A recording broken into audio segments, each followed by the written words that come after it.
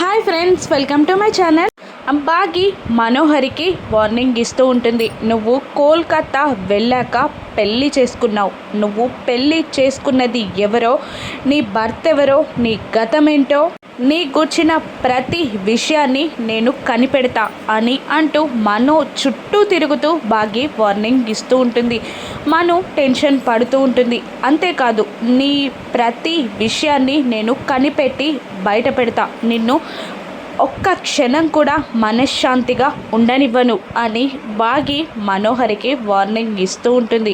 అలా కాదని ఇంకా ఆయననే పెళ్లి చేసుకుంటా, ఆయనే కావాలి అంటూ ఆయన చుట్టూ తిరుగుతూ ఉంటే మాత్రం నాలో భాగమతి 2.0ని చూస్తావు అంటూ వార్నింగ్ ఇస్తూ ఉంటుంది బాగి.